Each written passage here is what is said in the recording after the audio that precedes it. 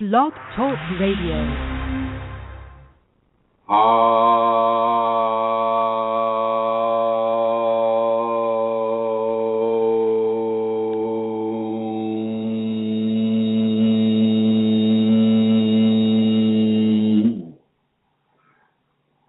Abandon all these attitudes of wanting to prolong pleasure and to avoid suffering. Let the heart be itself and feel whatever is there. Freed from clinging and avoiding, the heart regains its poise and revels in creation. Plunging deep into its center, discover that the heart is moved by a pulse that is everywhere. Welcome, everyone, to this conversation about your Kundalini awakening experience. My name is Chrism. I would like to thank Josephine Smith for giving us the Radiant Sutras, and that was a reading from the Radiant Sutras, page 235, for those that have it.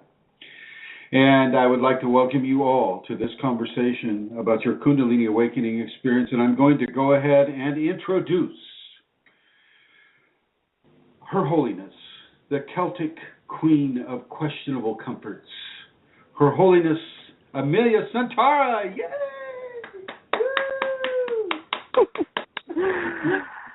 Hello, good night from here, Chrism. Hello, all you listeners in the chat room and everywhere. It's great to be here.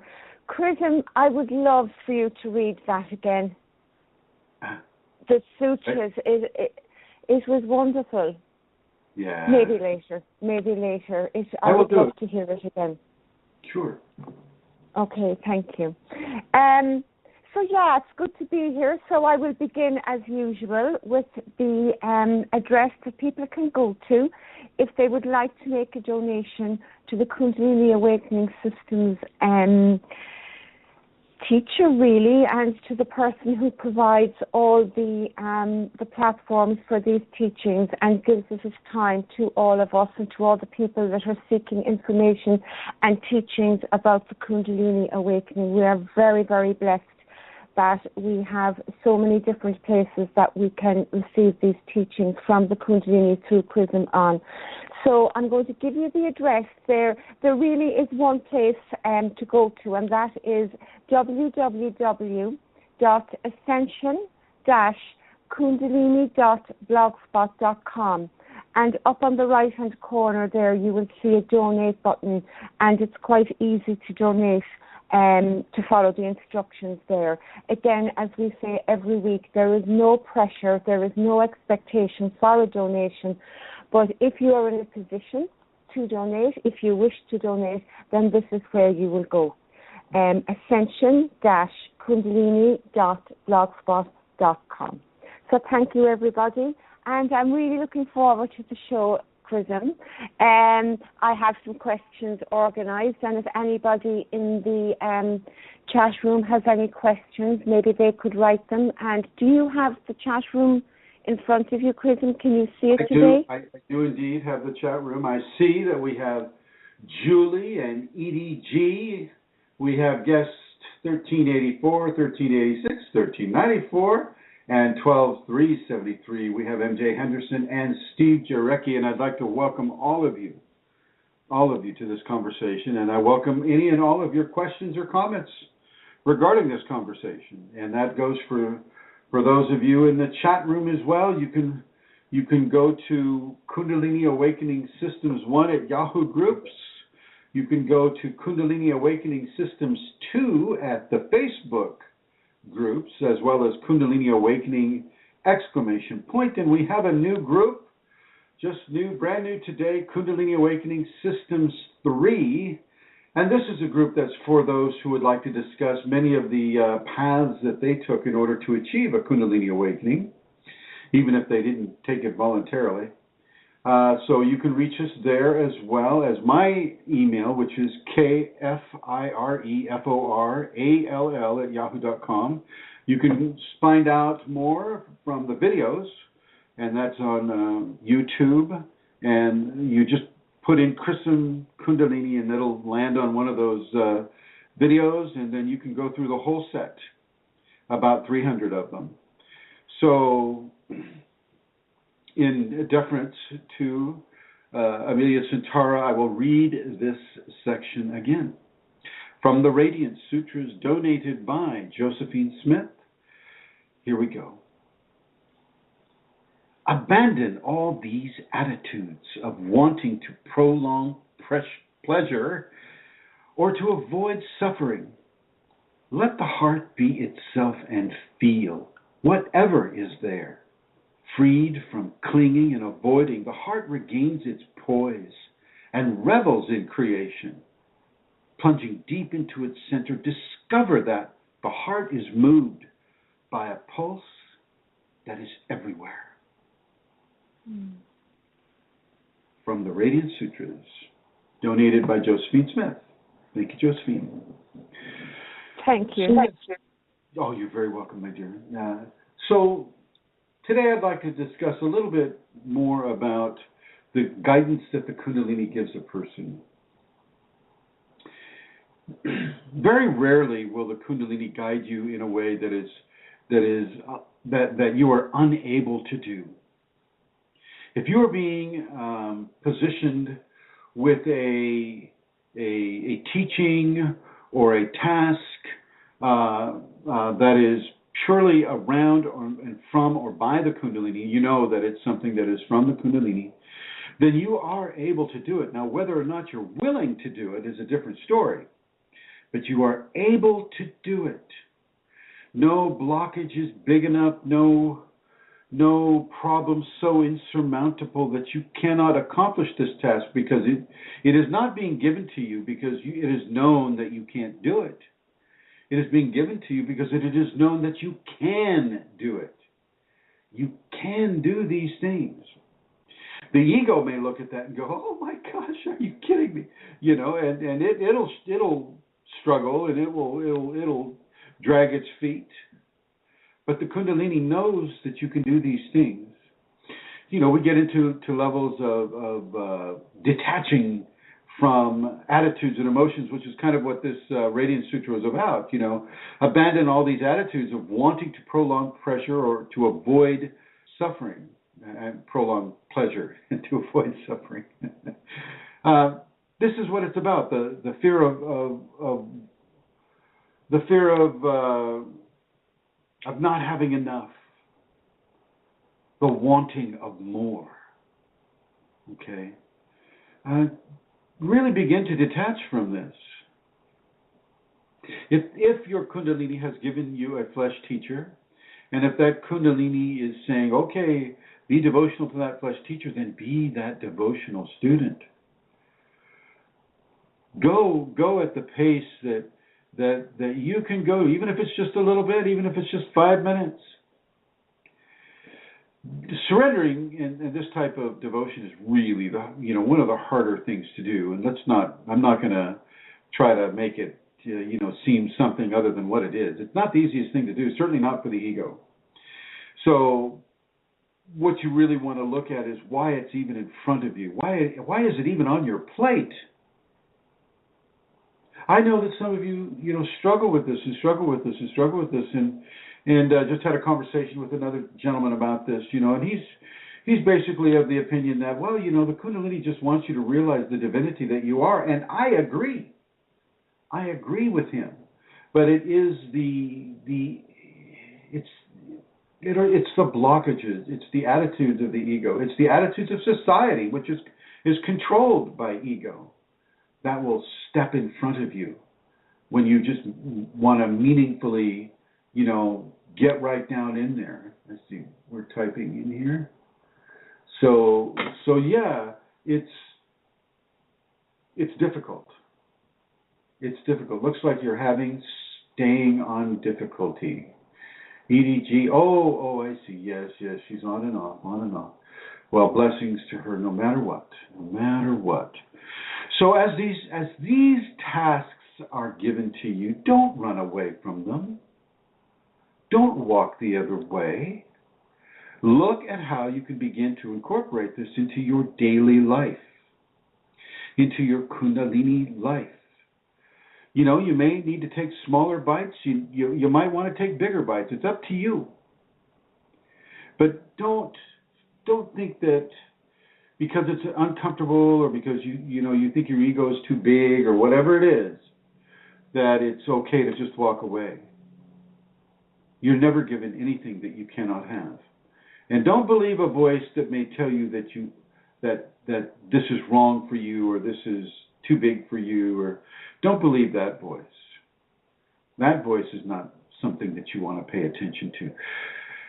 You wouldn't be with the teacher you are. You wouldn't have the tasks that you're given if your Kundalini did not agree with the level of difficulty and the level of application that task and you entails. Okay? Now, it's very important that you don't bite off more than you can chew, but you do got to bite off something. You just can't float around going, oh, I'm taking a break from everything now. Because Kundalini never takes a break from you, ever. You might acclimate to some of its symptoms, but it never takes a break in its transformation of you. Okay? So realize that and know that and begin to change some of your attitudes about what, basically the contest between you and your ego, your Kundalini and your ego. Look at that contest and make sure that you're able to step into action, step into constructive expression with regards to your Kundalini. Don't walk away. Do not walk away. That brings on more problems that you don't need. Kundalini can be, physically painful sometimes. You get these massive headaches. Sometimes you get you can have pain in your shoulders and in your wrists and in your knees and your feet and your lower spine. And this pain it's not a phantom pain. You'll go to the MD and they'll go, oh, it's phantom pain because we can't find the source of it. So for them, it'll be phantom pain. But for you, it's not phantom pain. And a lot of that has to do with how you approach working with the Kundalini, how much trust you put into it, how much of the hard work are you willing to do? How much of the hard work is your ego allowing you to do? Let's not fool ourselves. In many ways, many of us are still absolutely controlled by the ego and what it wants and what it doesn't want, what it's afraid of, what it's comfortable with. Even with your Kundalini, you can still have a difficulty working with your ego and bringing your ego into a greater understanding of who's really in charge, and it's not the ego. So it's very important for you not to walk away from the challenges, even if they may seem as big as a mountain. Don't walk away from these challenges. Really, really apply yourself. Trust your equation. Trust your Kundalini equation. It didn't give you a teacher. It didn't give you this knowledge unless it felt that you were ready for it. Therefore, you are ready for it. Divinity does not make these kinds of mistakes. People, however, do. People that are being, kind of controlled by their ego can make these mistakes. And so I'm just kind of offering you a reminder of the grace that is around you, the grace that is within you, and that it wants to embrace you, and it wants you to embrace it. Within the context of surrender, that is everything. You surrender everything that you are, everything that you think of, your mind, your body, your emotions, your psychology, your spirit. All 5 bodies of expression is what you're going to surrender. And you'll surrender it to the Kundalini, and if it's given you a flesh teacher, you'll surrender it to that flesh teacher too. Which is sometimes the harder thing, because here in the West, we're adamantly trained not to never say die, never surrender, don't give your power to somebody else. And you're really, in this context, you're not giving your power to anybody else. You're receiving more power by giving your love and giving your devotion to the Kundalini and its teacher in the flesh for you. You should never ever feel drained of power by a Kundalini teacher. It should always be given. It's a givingness of it. The only thing that you're giving is your surrender to the Kundalini in whatever face that appears for you regarding the Kundalini. And remember, it will not tell you that you're not prepared or it's too big a job to surrender or to be devotional. No, this is actually one of the more empowering paths that there are to practice with Kundalini. And if you've been trying to adopt a devotional lifestyle, well, that's okay. Keep on trying, keep on moving. It's, the biggest room in the house is the room for improvement. So keep going until you can get it to the point where you know that this is that sweet melody within the melody, those words between the lines. And you'll feel it, you'll know it. You'll know it, and if you have a teacher, they'll tell you. Kundalini will also tell you. But you have to do the work, you have to make the moves. You can't go into avoidance or depression. Well, you can, but I think it's probably not the best choice. Okay, Amelia, Your Holiness, come out of the bathroom, please. Dry off. Gosh. There we are. I thought we had abandoned that a few weeks ago.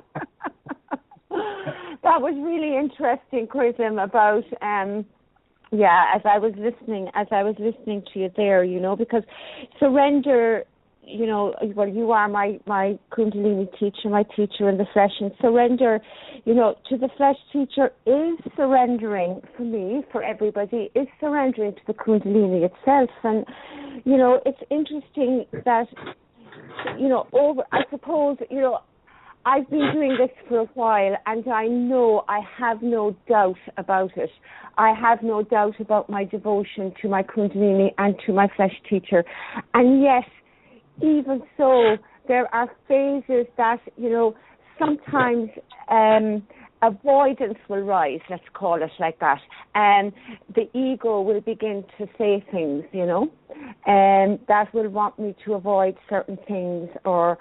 And it is, for me anyway, it is because I know, without any doubt from my Kundalini, that this is the most wonderful blessing I have received, to have a flesh teacher in my Kundalini process.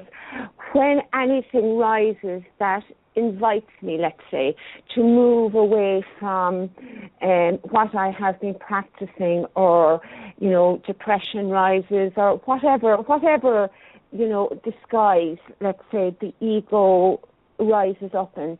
Well, because I know, without any doubt, in this other part of me, that this is perfect for me in my process, I can cling to that, in those times when I'm being, let's use the word, tempted by my ego to withdraw from where I'm going. Because when it's going really well, sometimes I find that's when the ego actually talks to me more, and it's an opportunity to go deeper, because that's the choice that rises for me at that particular time.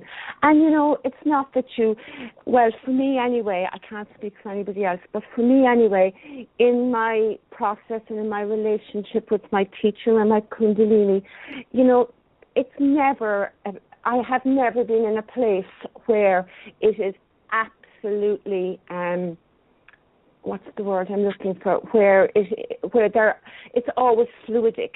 There's always more to go. There's always that wonderful motion and that wonderful choice there for me as I'm going along. Does that make sense? Have I been waffling, or have I been making sense? Anyway, that I wanted to wake up. I just wanted to say that. I don't know why, but I just wanted to say that. No. You're right on point. You're right on point with it. Yeah. I'm just kidding. I'm just joking. Okay. I have a practice that I ask people to do. It's called a tiger practice, and I ask people to become the Kundalini tiger, become that sacred cat. And, with all the growling and walking around on all fours and eating food in a vicious cat-like way, shaking the food, the whole bit. I ask people to even cry out like that animal and to really begin to tie in and to tap into the primal understandings that the Kundalini is giving us. And I find more often than not that people have a difficulty doing that. They don't want to cry out like the tiger too loud because somebody might hear them, or the ego kicks right in and starts putting up parameters to that expression, where that expression should have no parameters. When you're that Kundalini cat, well, you are that cat, and you need to express like that cat would express, like the Kundalini gives for you to express as that animal, as that sacred animal. Okay, and so, often I find people, they've got to do it 2 or 3 times, to get into the availability of receiving from their Kundalini the permission to become that wild primal animal. And it's always the ego that slips in and begins to try to control the equation. And I'm suggesting here that we don't need to have the ego control our equation. We don't need to have it controlled by our fears or our petty concerns about whether or not a person hears us roar like a tiger or not. Now, granted, you don't go to the bus station and start acting like a tiger, and then Kundalini's not asking you to do that. She's not asking you to get arrested. She's asking you to tie in to the primal areas of your life, the memories that your DNA has about what it is to live in the jungle, what it is to be both predator and prey,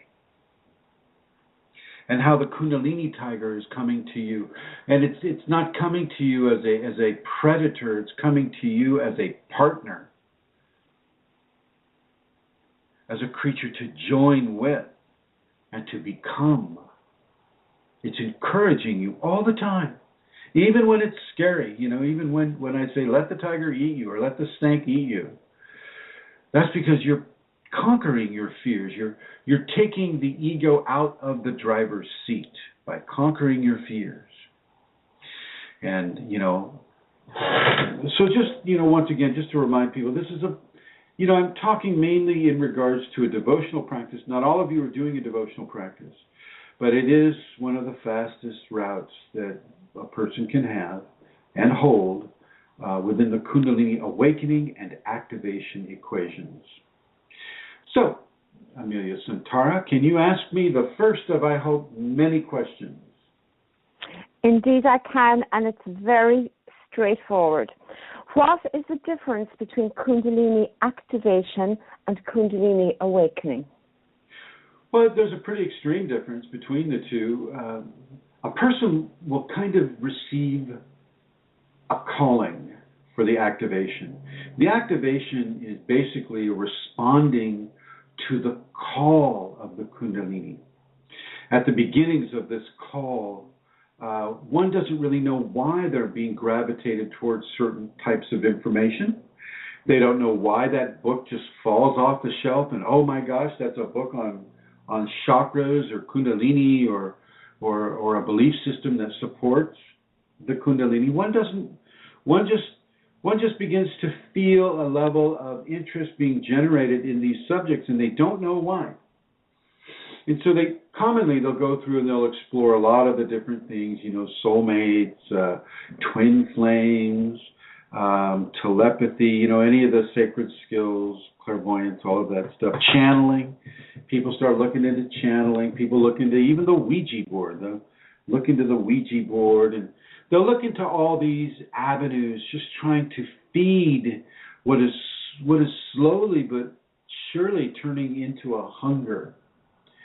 And as this hunger increases, so does their need for knowledge and information increase. And this is when phenomena begins to appear for a person. And the phenomena can sometimes drive them as they fully engage the activation, still without knowing what it is. Okay, the Kundalini phenomena can precede a spinal sweep. I just want that to be made very clear. The entities, the Kriyas, all of that stuff can precede a spinal sweep. After the spinal sweep, that is the awakening equation. And some of the ancients say, oh, well, activating the Kundalini is fairly simple, but living with it, well, that's a different story. That's a different story. And I couldn't agree more. Activating Kundalini is fairly simple. But if you don't have a way or an equation for living with it, it's going to be a bumpy ride. Heck, it'll even be a bumpy ride even if you do have that equation to live with the Kundalini. But still, that it will be a bumpy ride, and that takes some of the fear out of it, and kind of maybe puts some enjoyment into it as you begin to enjoy the roller coaster ride rather than fear it. Okay, so the activation is leading up to the divine blending, to the divine merging with the human system. That is what is occurring. That is what the person is being called to within the activation state. After the spinal sweep, or even before the spinal sweep, once again, a person can find out what's going on and really, really begin to customize how they live their life in support of the Kundalini. So when that spinal sweep does occur, that merging with the divine occurs, that person is so much more prepared than they would be otherwise with regarding living with the Kundalini, because the Kundalini is for the rest of your life and beyond. It never turns off. It never goes away.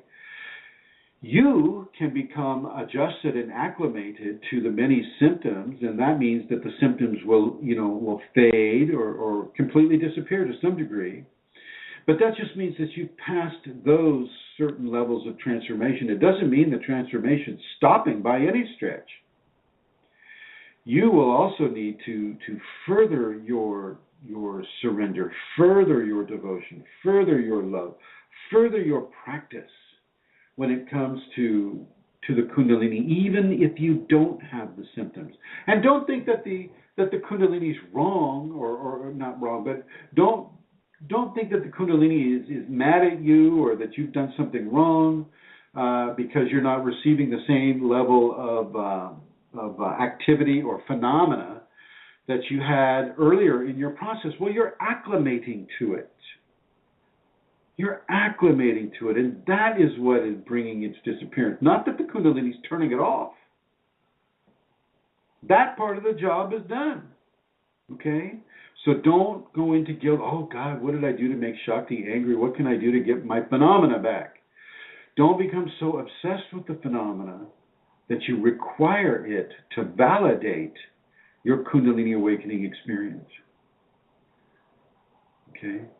Often, the entity aspect of this journey will only last anywhere from 6 weeks to 6 months, maybe a year. And then you just stop seeing them so much. Doesn't mean that Kundalini's mad at you now and you're just not seeing them so much. It just means that you've accepted the understanding that there is consciousness outside of your 5 senses.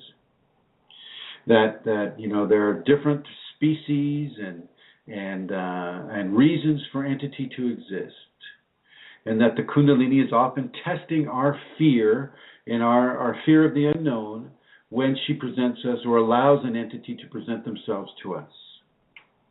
Okay, and once again, about entities, don't talk with the entities. Don't engage them in communication. Don't believe what they tell you. The only person that you want to believe is your Kundalini and your Kundalini teacher, if your Kundalini has given you one. Okay, and not everybody has that, by the way. Not everybody has a flesh teacher. I know that this show, I'm doing this show, but not everybody who listens to this show is my student.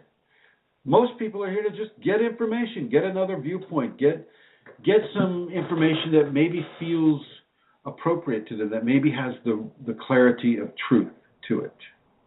And something that isn't, they're not being charged, $5,000 to listen to this information. There are a lot of reasons why people have difficulties with the Kundalini, none the least of which, the greed of those who have the knowledge but refuse to give it unless, copious amounts of money are paid. Granted, I'll accept a donation, but I will not force a donation. Okay? The difference between the activation and the awakening is it's still part of the same equation, but the activation is a calling and an answer.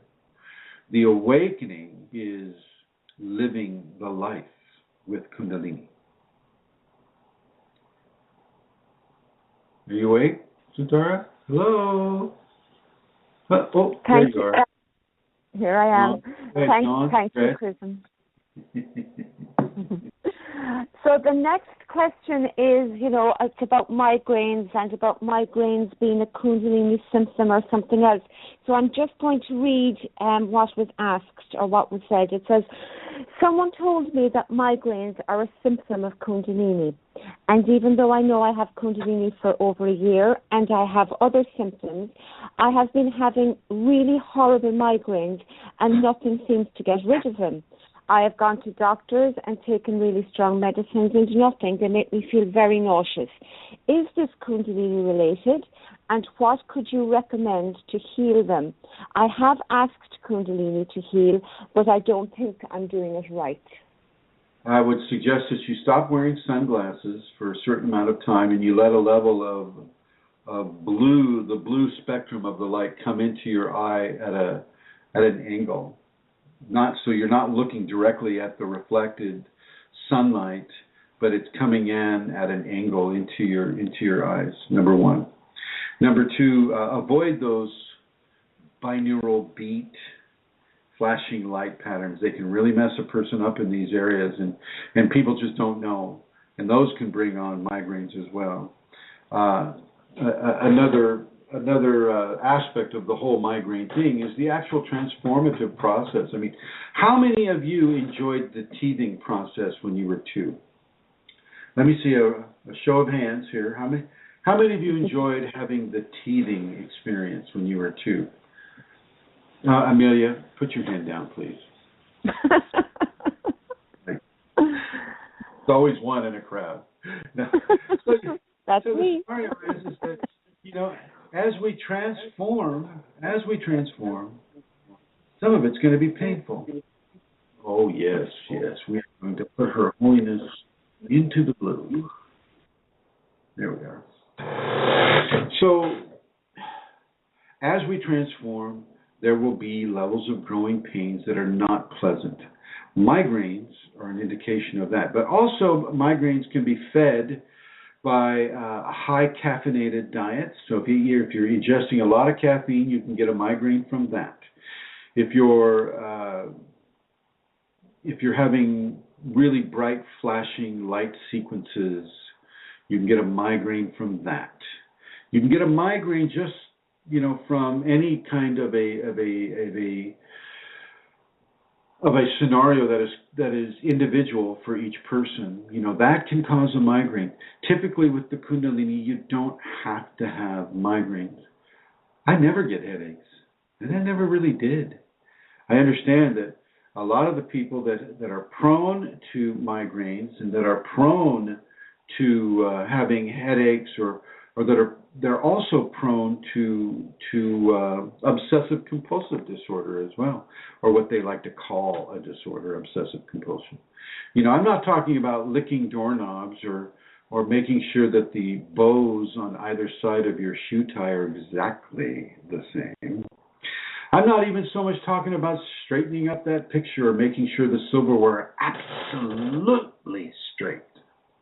Okay, I'm just talking about these types of areas, the Kundalini and migraines and OCD often walk hand in hand. Now, a lot of folks, say, "Oh, I have Asperger's syndrome." And Asperger's, if you look at, as one of my students will remind me in very strong terms, Asperger's people will often be super sensitive, and that sensitivity once again can evolve into Kundalini awakening, and that sensitivity can sometimes include migraines. Migraines can come from excessive noise in your environment or excessive disharmonious sensate feelings. Noise being one of them, or maybe a feeling of centrifugal forces pushing, pulling, like if you're on a roller coaster, or say you're even on a public transportation subway. That can bring on a migraine. Tying into people telepathically can bring on migraines, because aside from what Hollywood would like you to think, having telepathy is not as easy as it sounds. Being able to read your girlfriend's mind is not what it's about. It's really more about filtration and how you're able to tune in to specific thought frequencies rather than all of them all at once. And nobody's out there teaching you to tune in. Okay? I'm not even allowed to get into these teachings yet because so few people are there yet. But that'll come. I'll be getting into those teachings in the future. So with the migraines, really stay hydrated. A lot of the migraine issues can be attributed to a lack of the minerals that we use for electrolytes in our fluids. And so, drink the coconut milk, eat the watermelon. Now, watermelon is, at this point, this is October 22nd, 2014, and so the watermelon harvest is basically over. But the coconut harvest just goes on and on and on and on, because it's an equatorial plant, and it just keeps on growing. God bless it, and thank God for it. So drink that coconut milk. That will also help your those terrible migraine headaches. Some people will suggest what the Ayurvedics use as a neti pot, and I won't suggest a neti pot so much. It's great for rhinitis or for some of the flu symptoms there, but as far as migraines, there may be an application, but just make sure that it's an application that you feel comfortable with and your Kundalini feels comfortable with, and then go for it. A lot of the time, when you're developing the halo, you're going to get spiky feelings coming out of spiky sensations coming out of your forehead and around your head. That can also be interpreted as pressure exuding outward from your head, outward from your third eye. If you do a lot of third eye focusing, you can really bring on a migraine. The third eye is not to be focused on at the exclusion of the other energetic centers in the body. You start focusing just on the third eye, like some of these people have you do, these religions, these belief systems. Some of them will have you just focus on the third eye. Oh, okay. And you end up with a massive migraine headache every other day. You need to stop doing that. This is, in a way, this is assaulting the gates of heaven. Okay? You don't need to assault the gates of heaven. The gates of heaven will open for you. And you don't even have to be dead first. You can be right now, right alive, and the gates of that divine place will open for you, but you just don't storm it. You're not a stormtrooper like trying to take down the gates of heaven. So watch your caffeine content. Watch your hot spices content in your diet. Look at how many electrolytes you're getting. Have at least 8 ounces of coconut water each day if you're having migraine headaches. And then, fill the rest of that in with at least a liter, and if you can afford it, get a liter of coconut water. Sip on that all day. It's important. It will help you. It will help you. There are many, many, many reasons for migraines, and they're not all current type reasons. Some of them are karma. Some of us have a karmic debt where we have to experience levels of pain before we can experience levels of balance and pleasure. And if that is the equation for you, then just go into this with patience, with deliberation, with discipline, and take the suffering, live it, balance that karma, and then move into the other less hurtful areas of grace. Okay, migraines are not a need within the Kundalini awakening equation. It's not required that you have a migraine. Just because you have a migraine doesn't mean you have the Kundalini either. This is fiction. This is people just grasping at straws that don't have the Kunalini, and they're saying, "Oh well, I heard,"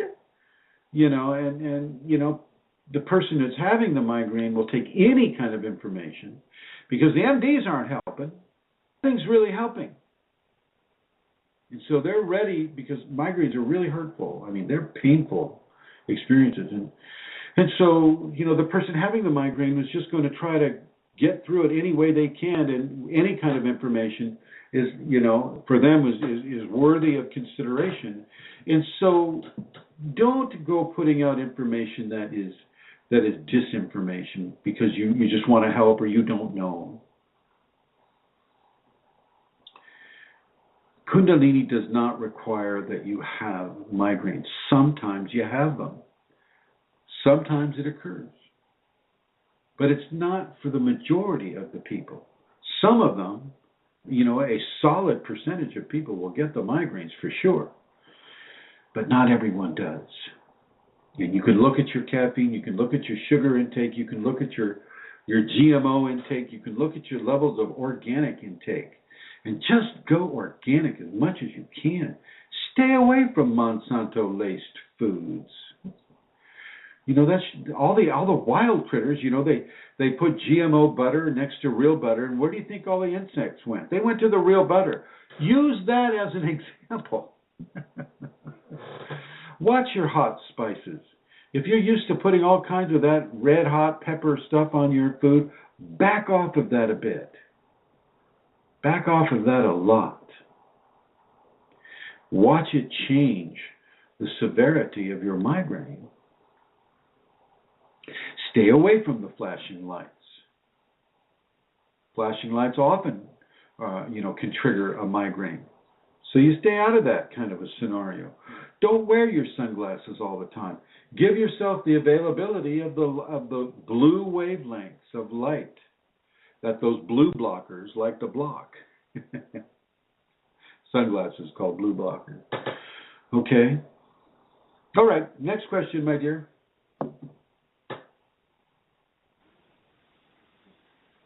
Okay, Chrism. There is a question there actually that I'm going to ask because it's tied in. It says, how much time should it take to open the third eye? How much time? Yes. Well, it takes exactly 9 minutes and 32 seconds. 9 minutes and 32 seconds. Or 9.32 seconds. Depending on... I'm asking it though seriously in the sense that a lot of people are asking that question. It's come up a few times, about the third eye. So everybody's being focused on the sixth chakra, the ajna, or what we call the third eye, because they think that it's going to give them the powers that they want to have, the supernatural powers that they want to have. This can just lead you straight into a migraine. I mean, hello. There is no time limit for the ajna opening. It will open for that person when it is time to open for that person. Now, the eyes up position greatly helps that purpose. If you're just looking at your eyebrows behind your closed eyelids and you're looking up, well, and you're saying Om, by the way, A-U-M, Aum, and as you do that, and especially during the humming part, the part, that is also stimulating the third eye, so to speak. There is no set time. One person can do it in a week, another won't be able to do it in 5 years. A lot of it is tied into our karma. So, how that practice goes for you, what your diligence is, what your level of interest is, what your level of application and discipline is with regards to third eye opening practice is all going to factor in to how long that takes for that person to open that up. And it's not like the Tibetans. The Tibetans, when they want to rush it, they'll get a steel or an iron shard that's about 4 inches long, and they'll stick that right through your third eye into your pineal, and kind of painful. But I wouldn't do that either. If you do the meditation, you follow the safeties protocols at KundaliniAwakeningSystems1.com. There's a part of the menu there that's called the safeties. You go to the safeties and you begin to practice your meditation with your eyes up. You look up at your eyebrows, and then if you can actually do it slightly, just very, very, very gently, slightly in, so that's like up and sort of cross-eyed. That is where you will hold it. And you have to develop those muscles. Those muscles aren't just like, immediately there. You have to do it all, every single time. You have to force yourself to do it. And yes, the eye muscles can become sore and they can be strained, and I'm not saying leave it up to the point where you're really, really hurting there, because once again that'll bring on a migraine, right? So what you do is you just do it enough so that your eyes begin to want to go there naturally. So every time, pretty much every time I'm closing my eyes right now, and the eyes just go straight on up to that, what they call the brow of points. The brow of points would be your third eye, okay? The brow of points. And so there is no set time, Amelia Centauro. Thank you, Chrism. There was another discussion went on as well that's related. It was about cranial plate migration. Now, I know that's not about migraine, but could you speak a little bit about that? Somebody was asking, was that associated with ear ringing and other symptoms? But could you say a little bit about what that is, cranial plate migration? Cranial plate migration is the movement of the plates of the cranium of the skull. There's suture lines, on your skull, and if you were to take a skull and look at it, you could see where the different plates of the skull come together, and those form those suture lines. Those will begin to move, and they will begin to position themselves around the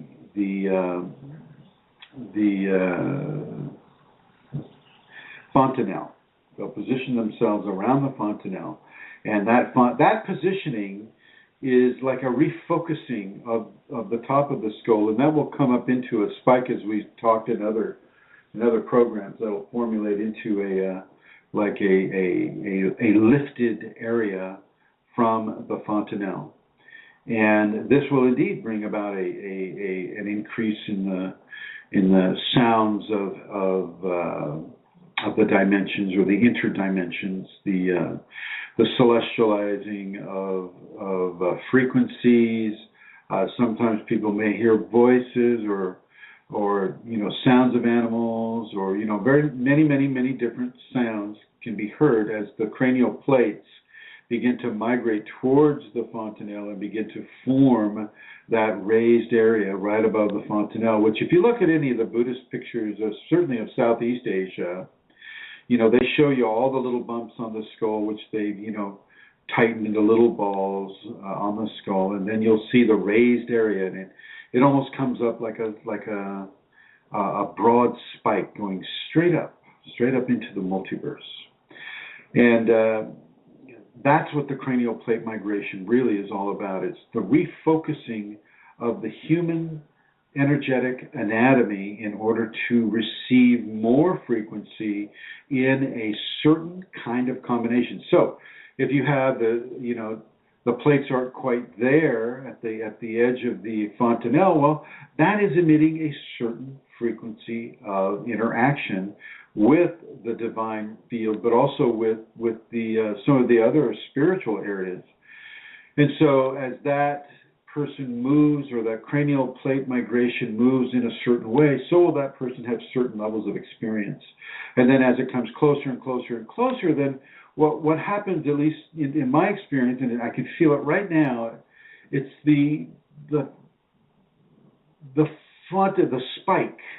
You can feel the spike, and it really feels like a large cone that is being emitted from the fontanelle, but the tip of it just disappears into the cosmos, disappears into the heavenly fields, and you don't really get to feel that. But what you do receive is a very, very expanded level of awareness, an expanded level of understanding, expanded comprehension, and of subjects that are beyond formulated word. And I know that sounds like a big cop-out. It's like, oh, come on, Chrism, you've been reading college level since you were 9, so of course you should have the vocabulary.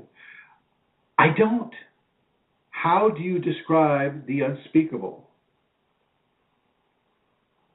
How do you describe the unspeakable? So some things are just not able to be formulated through the limited abilities of expression that the five sense human being has. Typically, I can find words for many of the attributes of the Kundalini, but when it comes into direct merging into divinity, it's very difficult, and I have to really watch it because I'm coming up to bliss really quick here. And bliss, for those of you who've taken my seminar, you know that it makes me forget what I'm talking about, and it makes me just kind of go on pause for a certain amount of time. Next question. Quick. Well, kind of cool that I can come in with one, isn't it? It's very interesting. I could see it even as I was sitting here too. Okay, so Lorna in the chat room, Chrism, has a question, so she can type more if you wish to ask her. She says, or he says, Lorna, I'm not sure whether it's a man or a woman.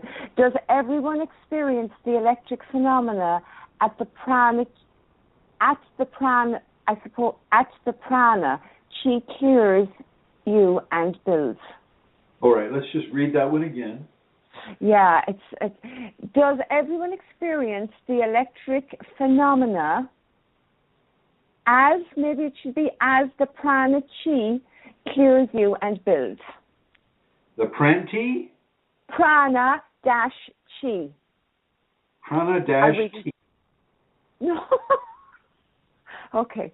Prana, and then, chi. Oh, chi. C-H-I, yeah. So, all right. Am I pronouncing that incorrectly? I will start again. Fine. Does everyone experience the electric phenomena as the prana, chi, cures you and builds? Well, I mean, you're assuming that prana and chi have electrical phenomena associated with it, and it doesn't always have that. And the prana and chi isn't necessarily clearing you either. When you're talking about prana and chi, you're talking about energetic components of Kundalini, the stuff that the Kundalini uses as it begins to transform your system. As far as electrical things go, yeah, there can be a lot of electrical-like activity around Kundalini awakening in general. It can mess up your computers, it can mess up your watches, it can mess up your phone, it can mess up your car wiring. Okay? It really does have an effect on outside electrical sources, to the point where one can have a form of Kriya that is called an electrical Kriya, because it feels like you're sitting on 10,000 volts of electricity, and it's just kind of pulsing its way through you, and your body immediately goes into a shock response. You know, the eyes move up, and the body is shaking with high voltage electricity. It's amazingly. I've had this happen. I've had this occur, and I know exactly what it feels like, and it's just the most surprising thing that you would ever. I mean, you're not sitting on a power line, but it feels like you're sitting on a power line. And your body is convulsing and just like you would if you were sitting on a power line, minus, I guess, some of the barbecue aspects of it. so yeah, the Kundalini doesn't barbecue you. She's more of a sushi girl, actually. But so no, the Kundalini doesn't. It won't electrocute you. It'll just feel like you're being electrocuted. You're not being harmed in any way, shape, or form, but you're certainly being allowed to experience the amazing power of the Kundalini as it transforms your system. Not everybody, Lorna, gets to have that. One gentleman I know was having it for over 4 years every day. Think about that. Thinking about having electroshock therapy every day for 4 years, for hours a day. It's an amazing equation that this gentleman is having. And he's pretty much a genius already. But I have had this, and other people do indeed have this, Lauren, and it is, to say the least, it is surprising. Now, I don't know where you made the prana and chi connection with that. Where did you make the prana and chi connection with that, Lauren White? Go ahead. Oh, typing away. We'll know if it's he or chi. Probably, somebody is like telling you that, and it's just not, Kundalini is what carries the electricals, not prana or chi. So yeah, go ahead and have you had the experience, Amelia, the electrical kriyas? No, not of the type you've talked about, Chrism. I have had some, but they're like little things. They're tiny. They're just little electric ones. I've had one or two of them, but nothing of the voltage that I've heard you speak about, or of that other gentleman you speak about. No. I've never heard of the book, the little book of Hercules, Norm. So I don't know what that pertains to, except perhaps Hercules, and that it's a small book, a little book. But yeah, if they're talking about prana and chi distributions and the relation to Kundalini, then they're a little bit off in the way that I'm understanding your questions and the premise to your questions.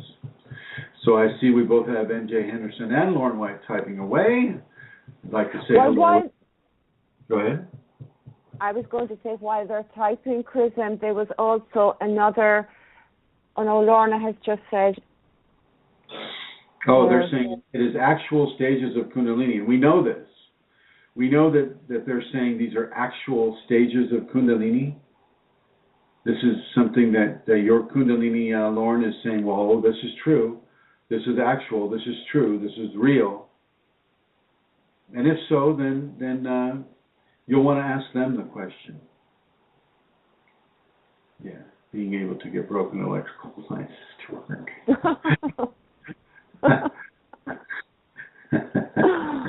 Yeah, good luck with that. Well, Chrism, I've had the experience of having my Kundalini teacher Skype with me when we've had no internet service provider in the whole area. So, I mean, that's something that the Kundalini facilitated happening. It was miraculous. Well, there you have it. Miraculous definitely applies to Kundalini phenomena. So that's a truth. Can you go ahead and ask the next question? Yes, I can. Lauren also said that, sometimes hears of, in inverted commas, gentle awakenings. Not sure what that actually means. Say again? Gentle awakenings. Gentle awakenings. What does that actually mean? She's heard that term. That the person has already has done a lot of the work in a previous time, in a previous level of preparation for this lifetime. That's why you get a lot of people that will have really, really just amazingly beautiful, beautiful, beautiful experiences with the Kundalini. They'll have very little of the difficulties with it. And these people have done their work at another time. They won't have the difficult childhood that some of us has had. I had a hard childhood. Other people have had hard childhood. This is where the karma gets played out. This is where the karma is really given its full range to create for that person the balancing equation that they need to have so that later on in life they can have the Kundalini. But for those that have had it very, very smooth and they're just like in levels of bliss for months and months, if their friends and family don't toss them into the psych ward, well, what a blessing that is, number one. But number two, they've already done the work. This is why I say, you can't really cookie cut Kundalini awakenings. You can't make one awakening just exactly like the other, which is just exactly like the other one. Like you do with a cookie cutter. You don't get to do that with the Kundalini because everybody has a different karma that comes into this. And so you talk about these folks at the Oneness University or things like that. They're just one with everything. They're avoiding the actual transformative stages that a person must go through in order to actually achieve Kundalini awakening. It's not because somebody waves their hand and looks like a statue and blinks their eyes at you, and then all of a sudden you're at one with everything. It's not that at all. There's work to be done. There is work to be done. It's not replicable, and it's not the type of a situation where your awakening centaur is very different from Chrism, which is very different from Fashti's, very different from Julie's, very, very different from Steve's, and we're all different people. We all have different karma. Therefore, we have different experiences within the Kundalini awakening equation. Next question. Okay, the next question is, so there's a statement first, Chrism. Kundalini knows me better than I know myself. So it's thy will be done or Kundalini thinking come forth. So how do you reconcile that with making conscious decisions to change your life? After making so many changes and letting go of superficial junk, nothing I choose seems to feel right. Does that mean we control nothing in our lives? Am I being reduced to being an observer of life, or does Kundalini want us to do nothing? Right. Well, Kundalini really just wants you to sit on the couch and watch TV. Have some beer, have some popcorn. Maybe a little sex every now and again on the commercials. That's what Kundalini wants us to do. We're just there, little fleshy slugs that hang out on the sofa. This is all not true. What I just said is not true. The scenario is that as you go through all the misinformation, the absolute fabrications, as you begin to drift all of that out of your life, what you begin to do is you begin to open to what the Kundalini is telling you. You don't just put your brain in neutral because you've gotten rid of all of the misinformation. That is only the first step. The second step is you open to the information that's being given to you. And it will be given, but you have to open to it. You can't just flush the toilet, flush the toilet, flush the toilet, flush the toilet. Maybe that's not the best analogy, but you need to get the stuff out to be sure, and that's true. But you also need to to eat and partake of the delicious meal as well. You need to pull in information about what is important to you, what is important to the Kundalini equation in you. You don't just become like a bump on a log. You have to apply yourself, and applying yourself doesn't mean that your ego is involved. You get this a lot. You get this is like, oh, well, if you're trying, then it's your ego. If you blink your eyes on purpose, then it's your ego. No, not at all. Just look at ego as the part of the person that is survival based, that wants to have its way like a little kid, that has fear, has desire, has lusts. You take some of those out of your equation and you realize that you're still there. The you that you are, the higher mental functioning self, that is who you are, is still there. And that doesn't ever really take a break. The ego indeed does take a break, and the higher mental functioning self has to take over that level of interaction with its universe or its multiverse or the people that it's around or the job that it does or the different attitudes and experiences that flow from the life that person is living. That makes you kind of busy. If you're doing it, if you're walking the talk and walking the walk, then you're never just blank. You're never blank. And if you are blank, it's because you're not going forward into a pattern or an equation that is focused towards your enlightenment.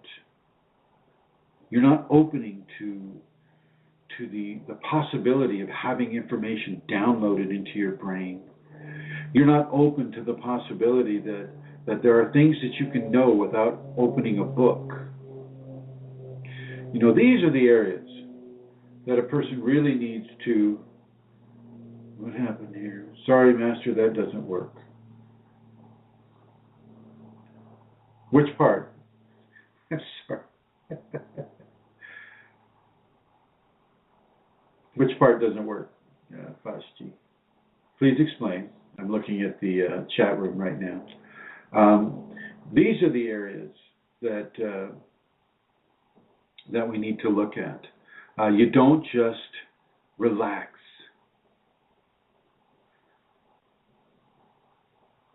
And just, you constantly do your practice. If you're in a devotional practice, then you know that the practice is ongoing. You're not resting. Now, the person that asked the question, they got rid of this, they got rid of that, and now they're going, well, okay, now what? Well, you don't get to stay in neutral. There's further for you to go. What levels of blockage do you have, say, against interpreting the design that the divine has for you? What level of change are you resisting, if any? Oh, the couch potato. Oh, come on, Fashji. Jeez, Louis. Let me see if I can. This would be John. This is John's job for Amelia. Is it? Give me a beer. I hope John heard that. Did John? Yeah, he's listening upstairs. He's like, give us a pint.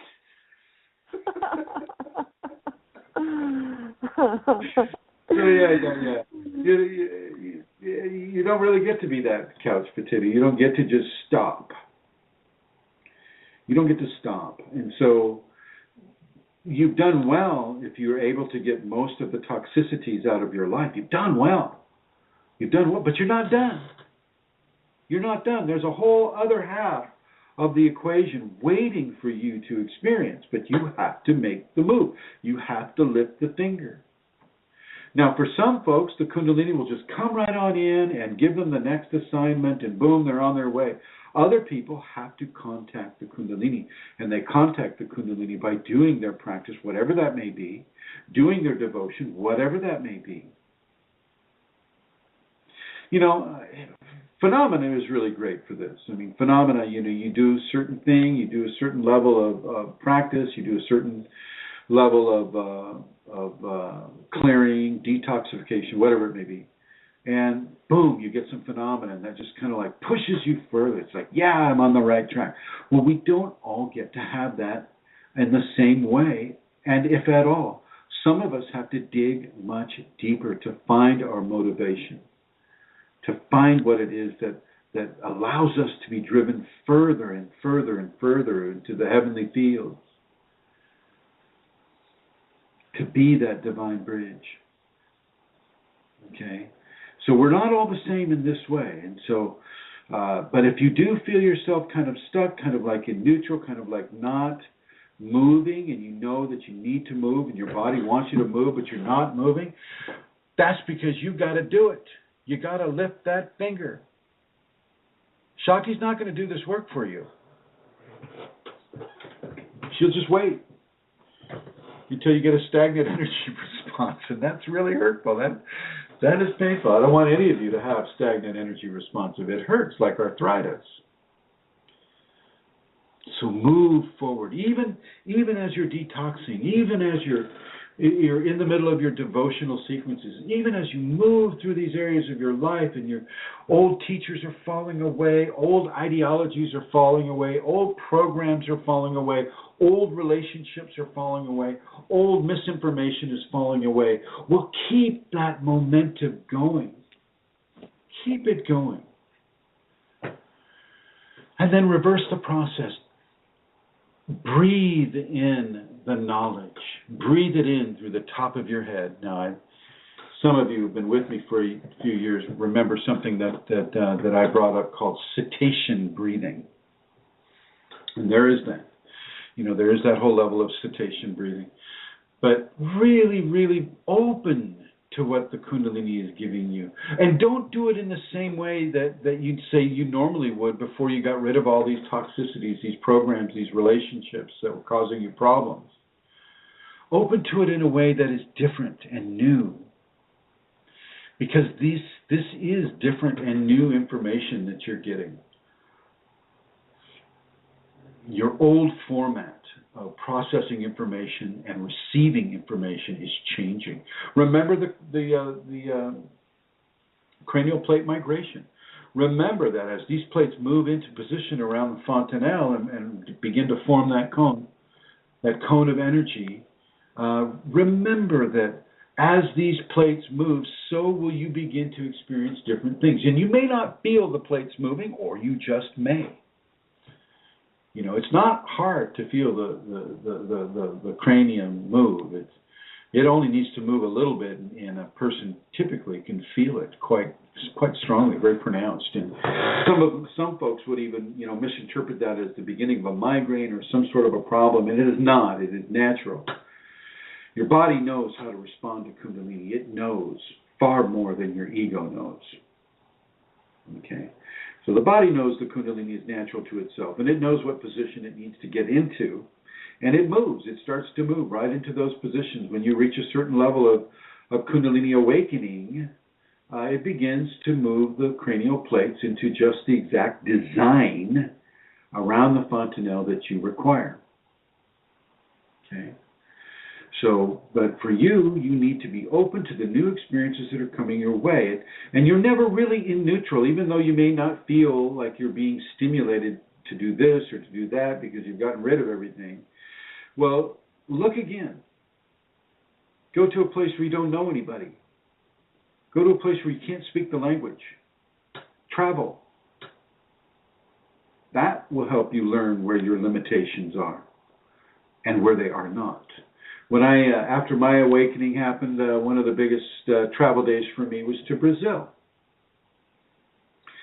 I stayed there almost a month. And at the end of that 3 weeks, I was dreaming in Portuguese.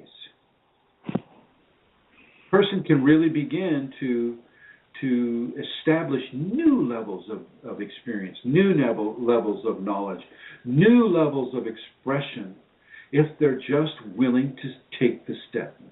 Yes, Amelia. So the next question, thank you, Chrism. The next question is about detox. is the detox from the reprogramming of the ego something that any person would experience that is correcting their ego? Or is this the Kundalini because our Kundalini is awakening? Well, it's typically with Kundalini, it's not subtle. There's a lot of sensation associated. You don't have to have faith. I have faith that this will come. No, you don't. It's there. It's right there in your face. And so you don't, there's no real mystery. Certainly not about the phenomena, maybe what's causing the phenomena. If the person doesn't know that it's Kundalini, they can be mystified by that. But ask the question again, would you please? Yes. Is the detox, the detox, is that from the reprogramming of the ego something that any person who is Is detox from the reprogramming of the ego something that any person would experience that is correcting their ego? Or is the detox the Kundalini because our Kundalini is awakening? It can be both. You're making separations where separations don't necessarily need to occur. Anybody can detox, and if you detox off of caffeine immediately, well, you may have a headache as part of your withdrawal system, or you may feel, this urge to get more caffeine and this would happen to the Kundalini person or to the individual that's not being awakened at the same time. I mean, most of the time, though, within detox phases, the Kundalini is pushing that issue. It's pushing the detoxification. It's pushing you to change your diet, to change what it is you consume, to change what it is you believe, to change what it is you use as entertainment and what it is you use as programming in your life. It will push you to change those things. And certainly if you follow the safety protocols, well, that will do the same thing. So within a Kundalini context, it's very, very different than say, the unawakened person would experience. Very, very different, because there's an energetic behind what is being done. There's that whole teaching arrangement. The Kundalini early on takes very, very basic teaching structures. If you do something and then the Kundalini makes you feel good, well then, hey, that's the right thing to do. If it makes you feel bad, well then, oops, that's the wrong thing to do. So we're taught in very, very basic equations, early on in our process, and that has to do with diet. That has to do with programming. You'll get a sense if something is true or something is not true. You'll feel that. You'll get a sense of this food is right for me, this food is wrong for me. Last week it was fine, but this week it's not. It just goes across the whole horizon of emotions and experiences that we can have. It's very different for the Kundalini awakening person, because all of a sudden they know that what they were taught their whole life as being unreal is all of a sudden real. Oops. That takes a bit of a realignment. The unawakened person doesn't have that problem. They just, I need to give up alcohol, or I need to give up cigarettes, or I need to give up, coffee, and I need to stop believing what this belief system tells me, and I need to stop believing what the government tells me, or whatever. They're going to feel it more as a choice than as an enforced vector of experience. Okay? Yeah, thank you. There was a discussion on the group. So a member of one of the groups spoke about feeling as if she was going to disappear. She said she had a disappearing feeling. And she writes, what was the disappearing feeling I was getting? Maybe an alien abduction, ? I'm confused on this particular part. I remember the feeling was so strong, I felt as if just one more revelation and I was gone. Or maybe it was just because I had never experienced any of that before. And I know, Chrism, you've spoken about going out of phase, and I'm wondering... That's what it is. That's what it is. It's going out of phase. You can have your body or a body part, an arm, a leg, your neck. They can go out of phase for you. Other people will still see them, but you won't see them. And you'll think. And do you feel that as a whole? Could that be a whole body experience? No, not necessarily. Okay. No, I mean, so, for instance, this first woman I worked with that had this, her arm would disappear. And, she's sitting there and she's staring at her arm and it just disappears. She no longer has an arm. And sometimes she said that she could shake it and it would come back into view, but then it would disappear again.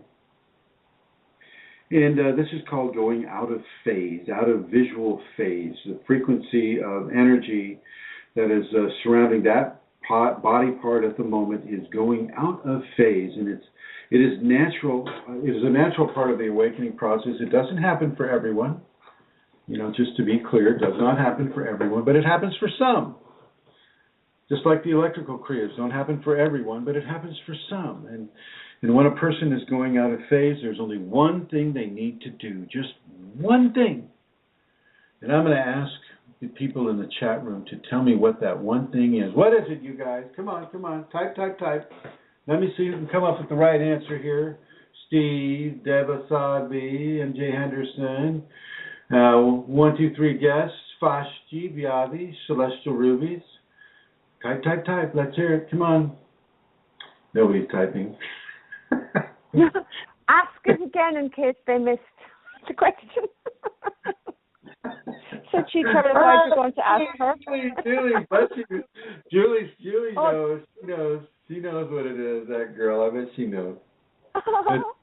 No, that's good. Good guess there. Madeva, that's good. That's a good guess. Had to answer the door for the So, well, I'm glad you answered the door.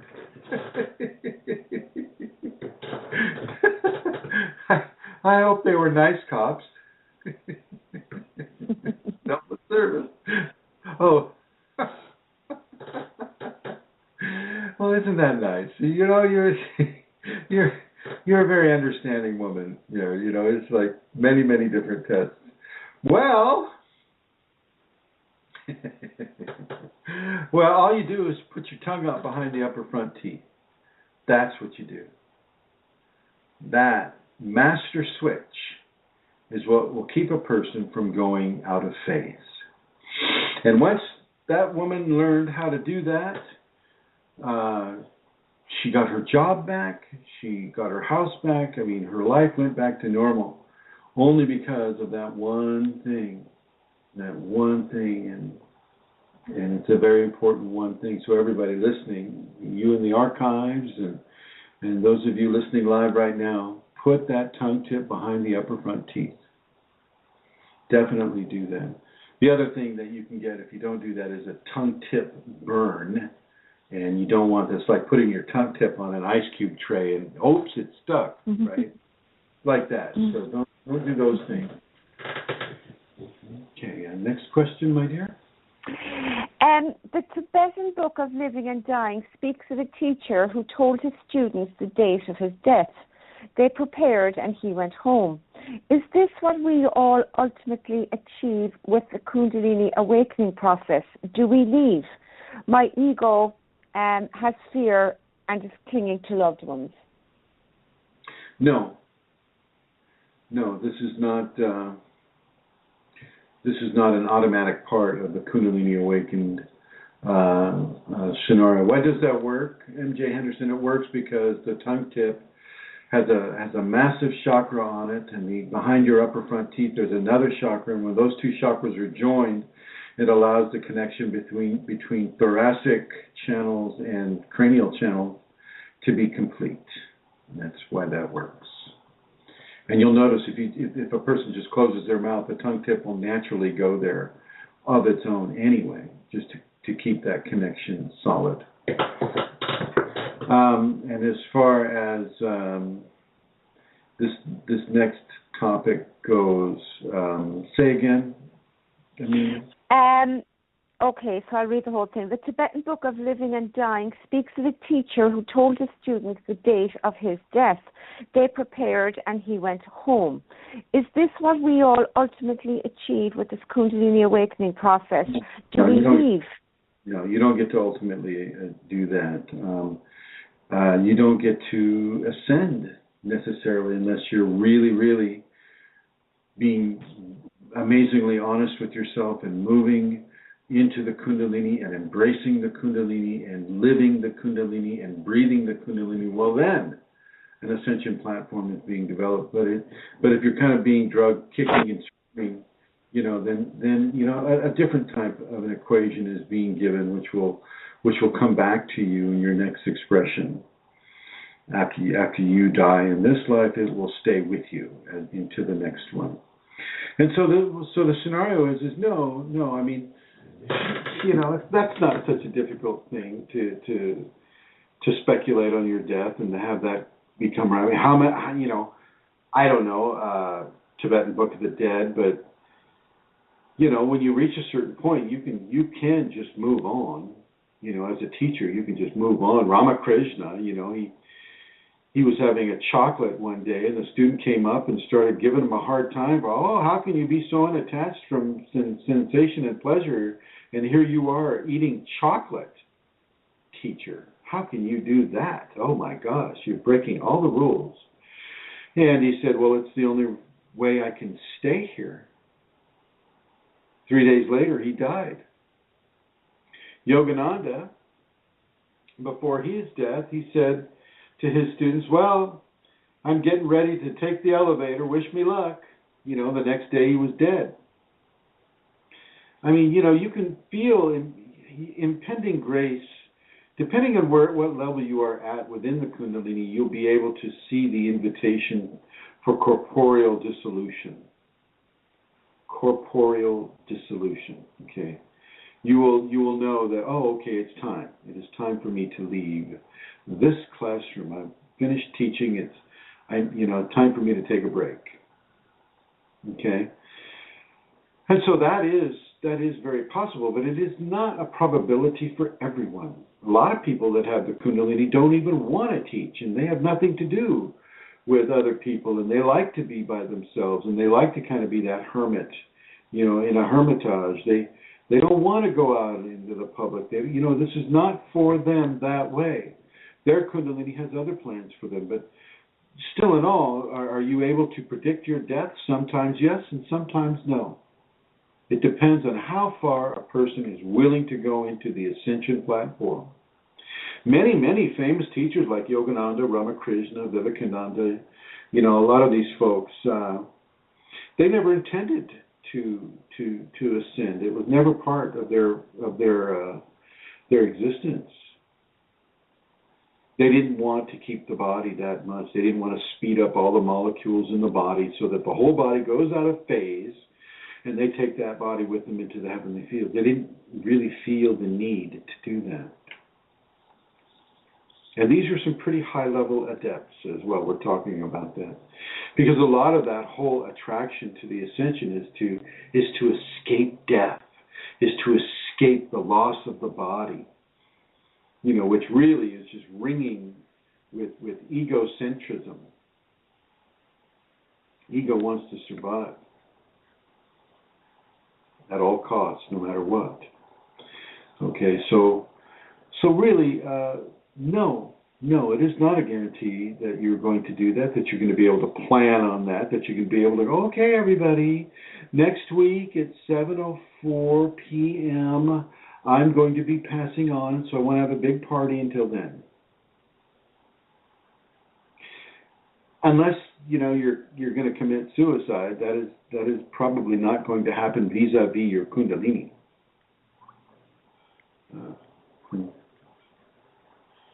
Okay, so next question, my dear. Next question is from a member who was new to one of the communities, and the person says, hi, I'm new to this community and I have a question.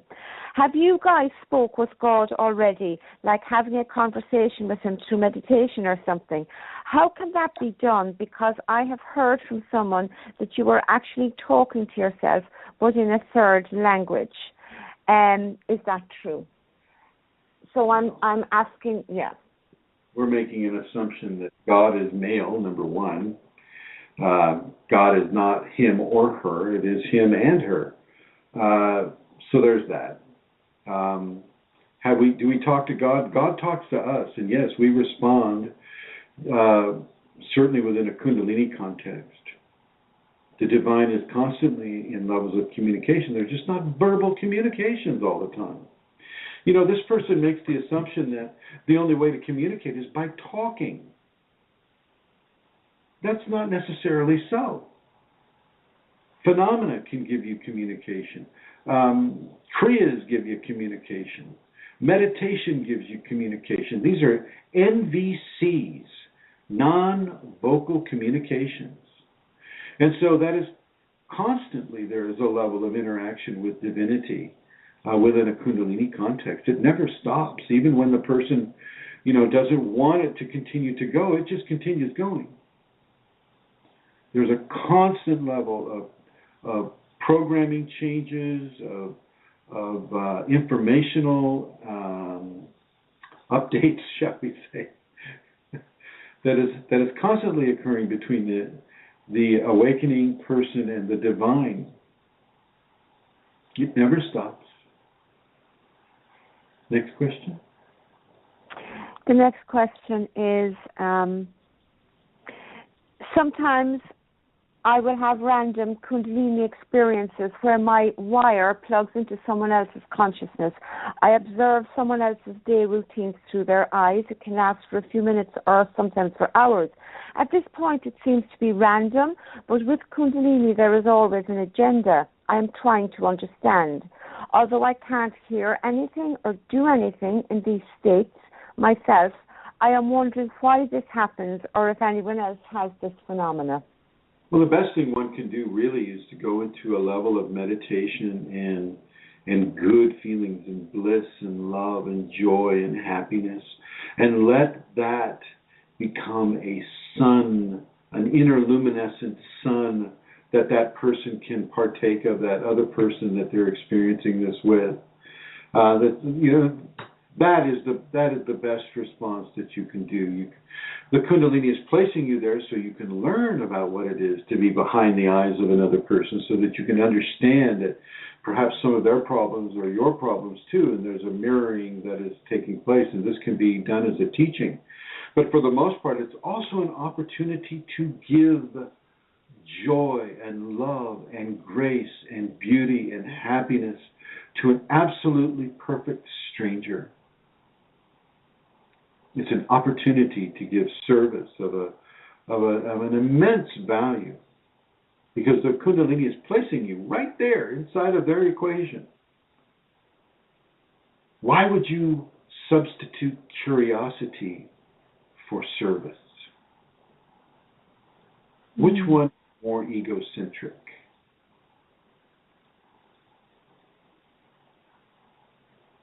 Next question. Does using an eye mask help in meditation? It can for people that are really light sensitive. An eye mask can help. I used eye masks mostly when I was doing a lot of out-of-body work, a lot of astral traveling, and because whether people know it or not, it is the daytime that is the best time to do astral journeys.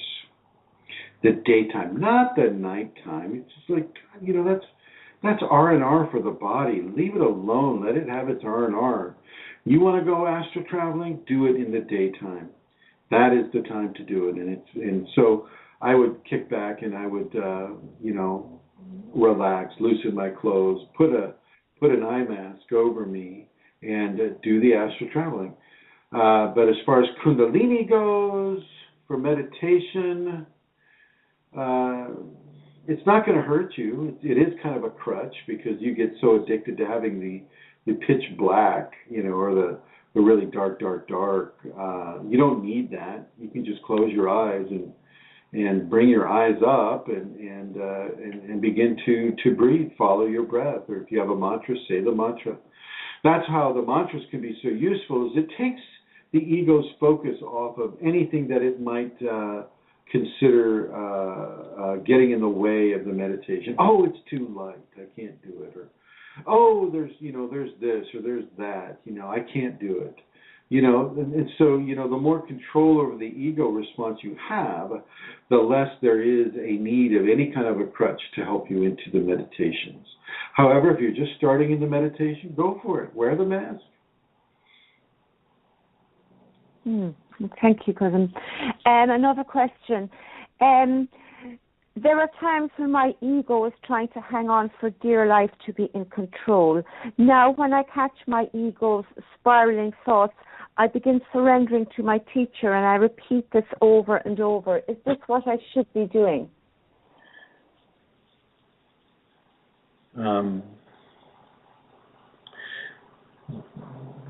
Read it again. No. Okay. That's a long one. Okay. So the person is saying that, they're talking about their ego trying to hang on. I mean, it's about surrendering to the Kundalini and ego wanting control. And they're saying that their ego is trying to hang on for dear life to be in control. And so when they catch things like their ego's spiraling thoughts, this person begins surrendering to her teacher. And is over and over and over. Is this what I should be doing? This is the flesh teacher, I assume, that they're surrendering to. Yes, this is the flesh teacher. In this case, it's you. Well, in that equation, then, it is absolutely appropriate because, let me just put you here for a second. I'm getting that echo. Okay, you say the mantra. I mean, typically the teacher should tell you that this is what you do when your ego is really, really forcing you to work hard to pay attention to getting rid of its control over your life and to retraining it into understanding its new responsibilities, such as being unattached and being serene in the face of fear, things of that nature. And so, part of that will help you is by using your flesh teacher as that focus of surrender. You surrender to that flesh teacher. You give that flesh teacher everything that you are. There is no limitation. But, make sure that the flesh teacher you choose is somebody that has a level of integrity that you can trust. That's the thing. You have to be able to trust that flesh teacher. You have to look at maybe a paper trail or even an internet trail. Mine is terrible. Don't look at mine.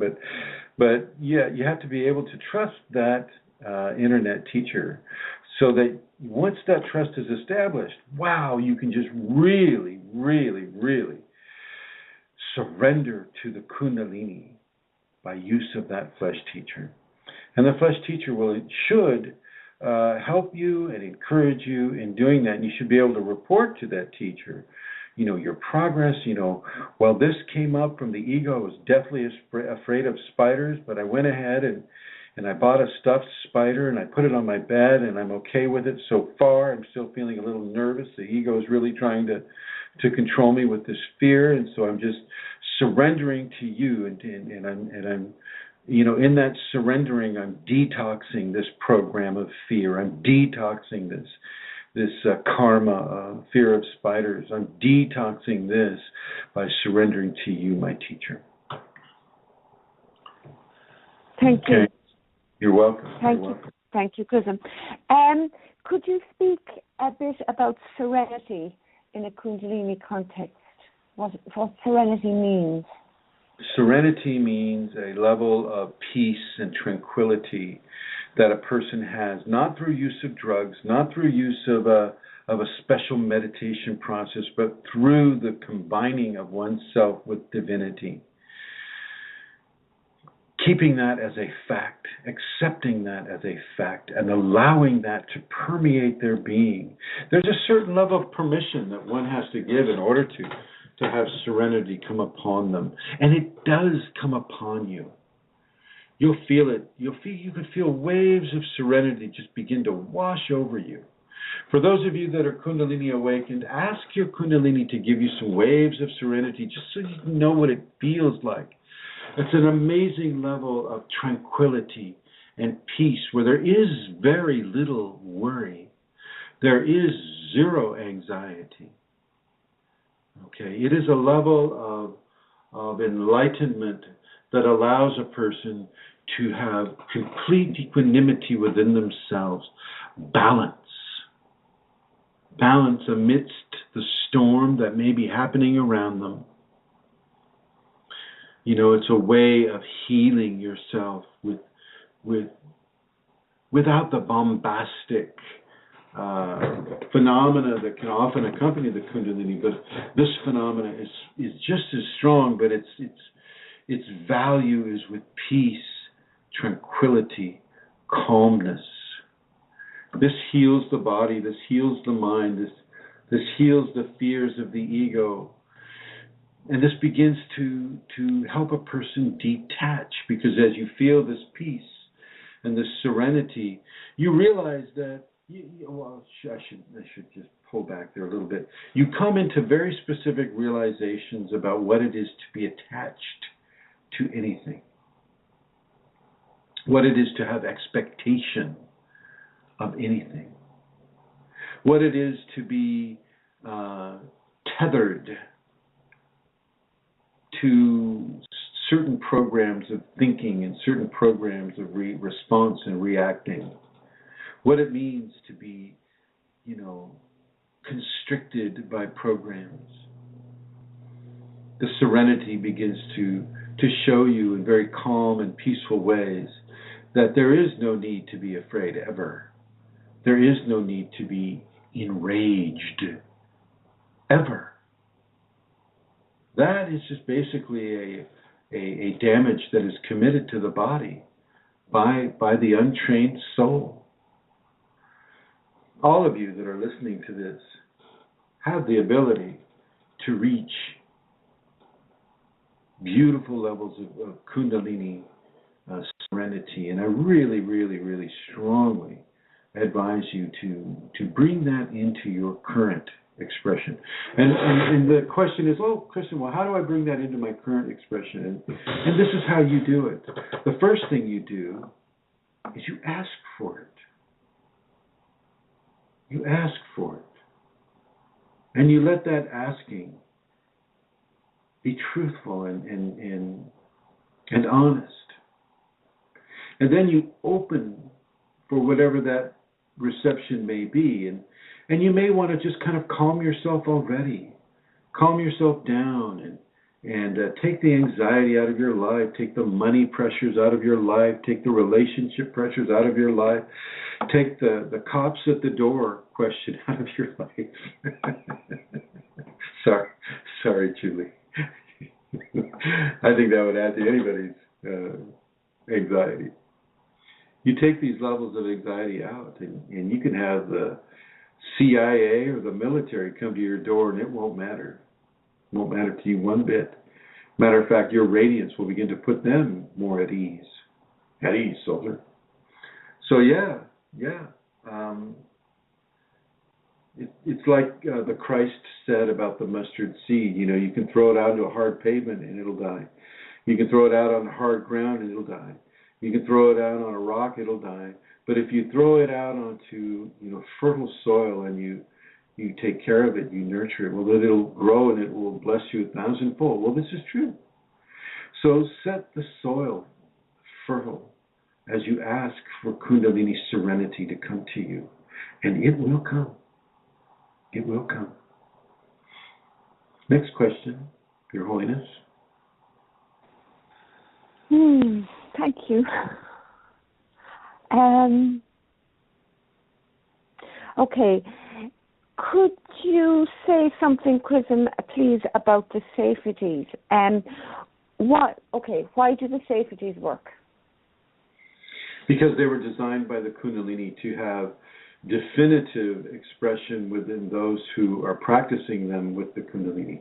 The reason why the Kundalini safeties came into creation at all was because of the Shaktipat I gave to a person in 2006, and it raised red welts along his spine, and I thought, well, this isn't good enough.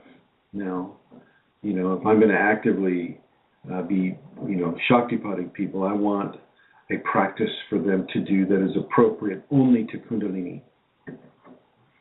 And the Kunalini gave me a practice that is not only appropriate to Kundalini, it's appropriate to life in general. And it takes from many of the different traditions of cultures that had experience with Kundalini, the Rishis, the Taoists, the Tibetans, the Aboriginal peoples of Africa and Australia and America, the Aboriginal peoples of South America. I mean, basically everywhere in the world that anybody was doing any kind of an active practice for the Kundalini, the Kundalini put it into the safety protocols. And so that's why they work, because they're designed by Kundalini for people with Kundalini. Okay, now I'm going to go ahead and bring Miss. Hello? Hello? Is this Rosemary? It is. Oh my gosh, Rosemary, how the heck are you?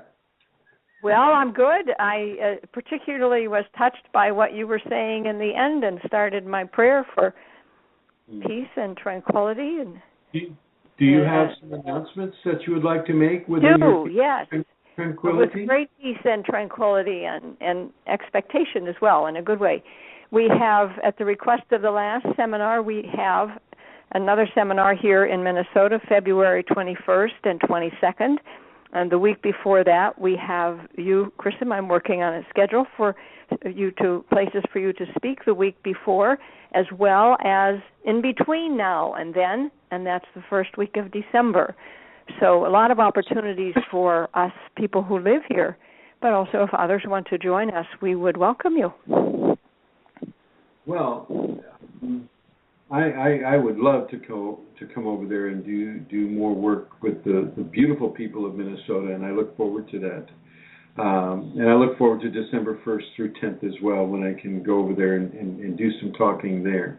I just wanted to bring you out front and center, my dear, with this. Thank you. Well, thank you, and I'm going to move you into the Shiva Blue and bring Her Holiness back up. Do you have another question there, Santara? Hello. I'm back. Actually, Chrism, I don't.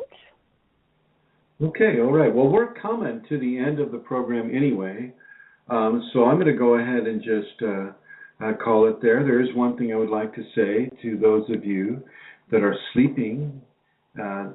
Hopefully that's not everybody in the chat room there. It's just like I don't see any snoring going on over there. This is maybe a little bit from Vashti. Julia, can you wake Vashti up? You're right next to him there. Just give him a little bit. My diva is typing.